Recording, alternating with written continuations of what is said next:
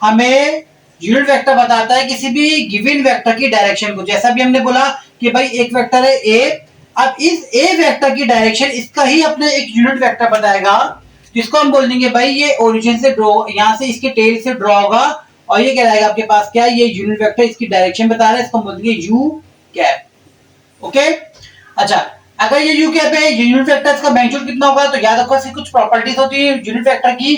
तो unit vector याद रखो सबसे पहले ये एक ऐसा वेक्टर होता है जिसकी क्या होते है, जिसका मैग्नीट्यूड क्या होता है, हमेशा हमेशा 1 होता है।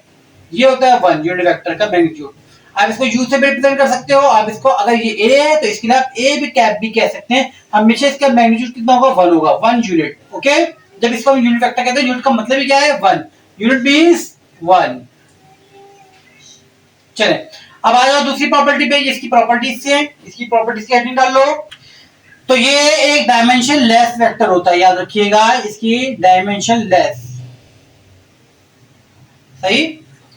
और आगे मजीद फर्दर पढ़ते हैं, इसके लिए हम 3 स्पेशल यूनिट वेक्टर्स लेते हैं, एक अलोंग एक्स एक्सिस होता है, एक अलोंग वाई एक्सिस होता है और एक अलोंग जेड एक्सिस होता है। तो अलोंग एक्स एक्सिस लेने के लिए आपको क्या करना पड़ेगा, एक्स के अलोंग जो यूनिट वेक्टर होगा जो कि एक्स की डायरेक्शन बताएगा, ठीक है ना, वो होगा आपका आई कैप, और वाई के अलोंग जो होगा वो क्या होगा आपके पास, वो होगा आपके पास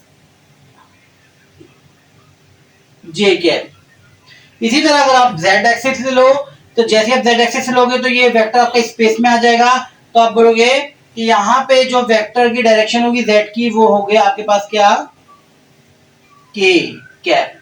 तो आई जे के ये आपके स्पेशल वेक्टर्स हैं कार्टेशियन कोऑर्डिनेट सिस्टम के लिए। और याद रखना कि यूनिट वेक्टर को हम स्मॉल लेटर से लिखते हैं और जो गिवन वेक्टर होता है उसको हम कैपिटल लेटर से लिखते हैं। और ये भी याद रखो कि कोई भी वेक्टर होता है उसके लिए क्या होता है, एक वेक्टर होता है, तो इसके ये जो हेड होता है ये कहलाता है आपके पास, जो एरो हेड है इसको हम कहते हैं हेड, और जो होती है ये कहलाती है टेल, टेल ऑफ वेक्टर, और ये कहलाएगा हेड ऑफ वेक्टर। और दो वेक्टर जब भी जुड़ते हैं वो हमेशा हेड टू टेल रूल से जुड़ते हैं, याद रखिएगा ये बात।